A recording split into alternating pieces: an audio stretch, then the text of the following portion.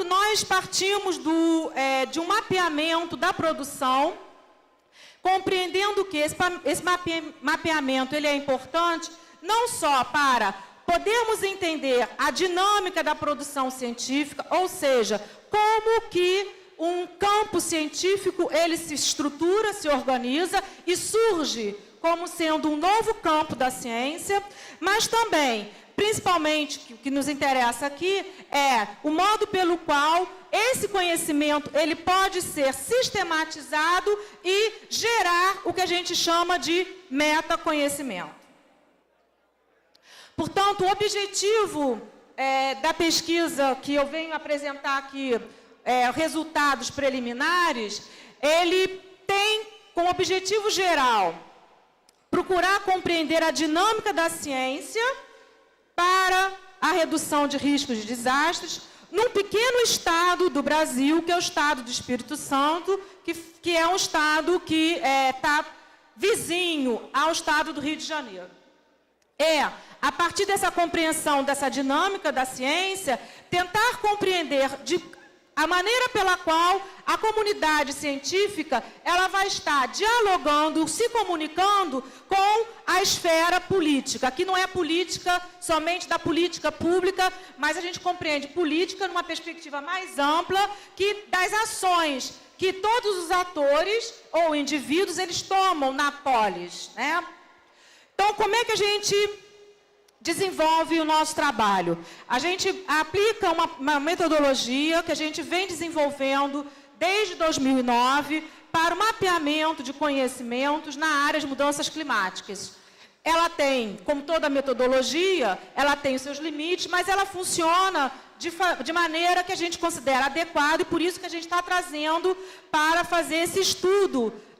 da produção de conhecimento para a redução de risco de desastre. Ou seja, a gente se utiliza do diretório de grupos de pesquisa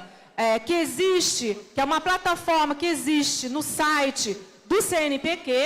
né, que é o Conselho Nacional de Desenvolvimento Científico e Tecnológico Brasileiro. Então, a gente utiliza esse diretório como uma ferramenta importante do nosso mapeamento, aonde a gente usa palavras-chave como mudanças climáticas, ou, no caso da redução de risco de desastres, a gente achou por bem dividir em diferentes palavras-chave. Então, a gente escolheu riscos, desastres, redução de riscos, redução de desastres e vulnerabilidade. O resultado que a gente tem preliminar, ele vai nos dar uma conformidade para o Estado do Espírito Santo, que é a seguinte: em termos de grupos de pesquisa, nós temos 12 grupos de pesquisa situados em 4 instituições de ensino superior do Estado do Espírito Santo, que podem estar trabalhando com risco, com vulnerabilidade, ou aqui no caso da minha instituição, nós temos 2 grupos trabalhando com risco e um grupo só que trabalha com as outras categorias previamente estabelecidas. Outro resultado que a gente gostaria de compartilhar com vocês é a questão dos grupos selecionados, identificados nesse mapeamento, quais são as grandes áreas de conhecimento em que eles estão atuando. Então, a gente está vendo aqui que, por exemplo, existe no caso do Espírito Santo, existe uma atuação de 2 grupos na área de ciências sociais. No caso de risco, também vai aparecer na área de ciências humanas e na área de ciências exatas e agrárias, somente um grupo, e na área das engenharias a gente vai ver, então, pelo menos 2 grupos aí atuando. No caso de mudanças climáticas, a gente identificou 6 grupos de pesquisa e a gente vê aqui sobressaindo a área de ciências agrárias e de ciências exatas. Como eu estava conversando, inclusive, com um colega anteriormente, essa característica aqui para os grupos de mudanças climáticas é bastante compreensível, na medida em que são grupos que, historicamente, estão trabalhando com questões relativas à variabilidade de precipitação e temperatura, o pessoal que trabalha voltado para a atividade agrícola, né? E os grupos que são ligados à parte de climatologia ou meteorologia. Dos grupos de mudanças climáticas, daqueles 6 grupos, nós identificamos 109 pesquisadores, que são pesquisadores não só de instituições do Espírito Santo, mas são também pesquisadores colaborando com os grupos capixabas. Então, a gente tem também, mais uma vez, aqui aparece aqui que são pesquisadores da área de ciências agrárias, porém, os pesquisadores das ciências exatas, eles têm uma presença que não é tão relevante quanto a de ciências agrárias, mas que mais ou menos se equivale a ciências sociais, a ciências biológicas e engenharias. São resultados preliminares. Daí nós temos passos que vão ser tomados, que são,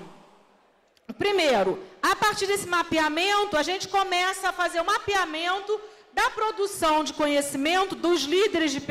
dos grupos de pesquisa.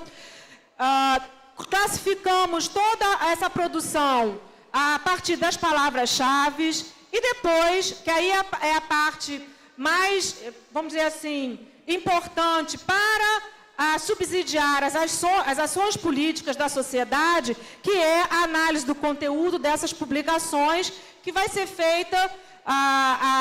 uma leitura dirigida em função de diferentes palavras-chave, que ainda vamos selecioná-las, no sentido de produzir, então, esse metaconhecimento que esperamos poder disponibilizar não só através de fóruns científicos, mas também através de site na internet, como, por exemplo, através do site que vai ser criado da rede de pesquisadores brasileiros de redução de risco de desastres. Tá? Então, o objetivo geral da nossa pesquisa, portanto, é esse de tentar entender como que se dá essa interação entre comunidade científica e a esfera política. Eu queria agradecer aqui à Fundação de Amparo à Pesquisa do Espírito Santo e também a minha instituição, que nos oportunizam bolsas de iniciação científica e de pesquisa para podermos desenvolver essa pesquisa, mas também outras pesquisas na área de redução de risco de desastres, na sua interface com mudanças climáticas. Muito obrigada.